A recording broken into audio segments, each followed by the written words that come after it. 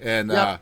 so I'd be remiss. We don't have much more time, and I do want to talk a little bit about obviously Taylor Swift. This is a songwriter in front of me Oh yeah. who's one of the few songwriters on the planet that has songs being played during the Eras tour, um, which is incredible to me.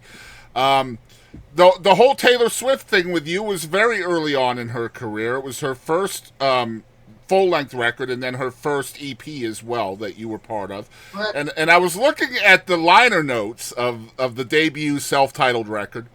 There are four songwriters in the liner notes, and you are one of them. Of course, Taylor and Liz Rose are two of the others.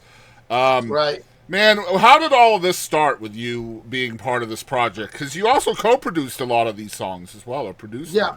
them. Yeah. That starts with another old friend from Boston, Angelo Petraglia. Angelo was in a Another band great that, songwriter, by the way. Yeah. yeah, Angelo was in a band that was playing right when we were playing. We played the same clubs the same night, face to face.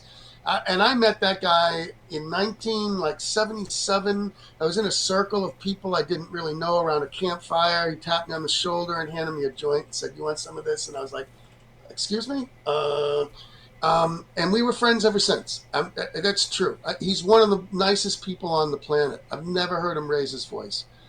And he went on to co-produce or produce like 5 or 6 Kings of Leon records, and he should be on your show. He put that band together. I mean, he named them. He went and bought a bass for the cousin. But anyway, so he calls me up, and I had a writing appointment like writers do every day.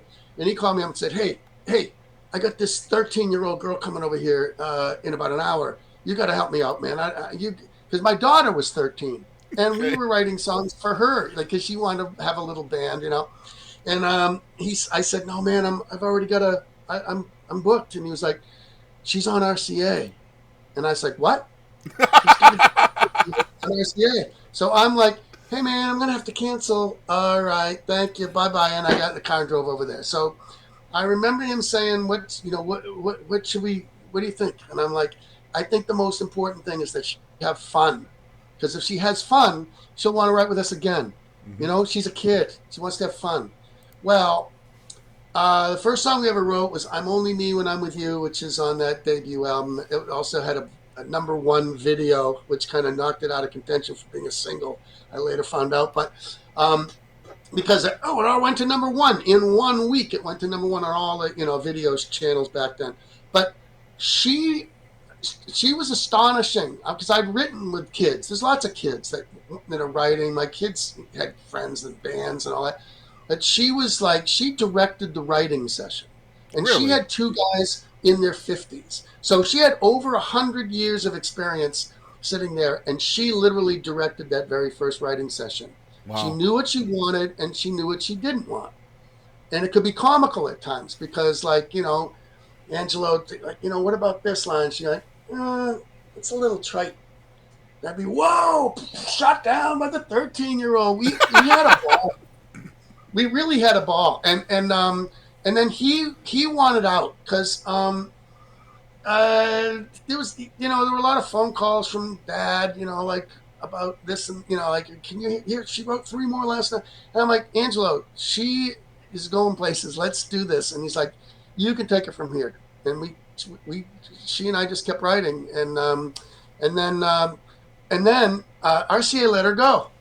Mm-hmm. I mean, not a lot of people know that, but Yep. RCA let her go, and um, so she needed a new record deal, and my suggestion was that I just do a Bluebird show, with me, and two other, people kind of my age, songwriters, and then it's going to come around every fourth song to this now 14-year-old girl, and she's going to blow everybody away, and that's what happened. I mean, that was the night she got her deal.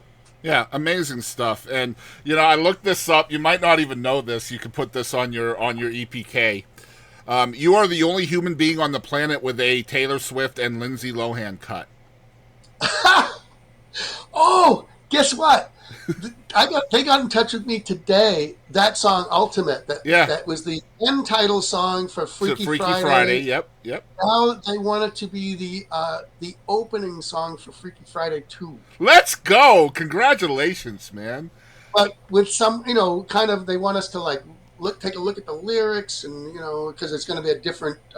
They didn't call the person that was going to sing it an artist. They called them a creative, which I've never heard. I mean, I know what creatives, but I've never heard that just applied to whoever's singing. I don't know. I love that. But anyway, Congratulations. Yeah, that's good stuff. Thank goodness for Disney. They've been really good to me too. Crazier, which was the fourth.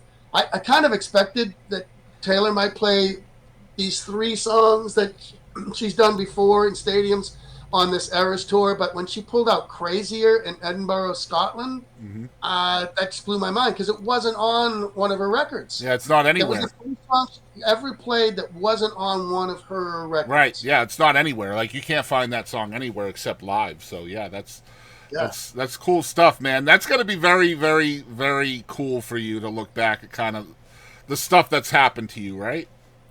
Yes.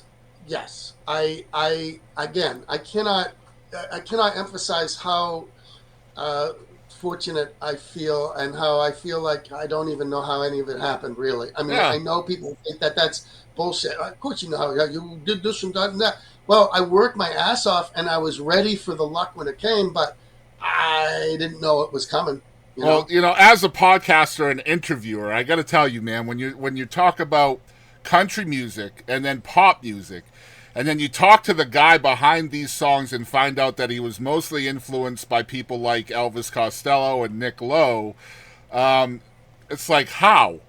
Like, how does all that happen, man? Like, no, that shouldn't be, but it's just music is music and songs are songs, and that's just the way it is, right?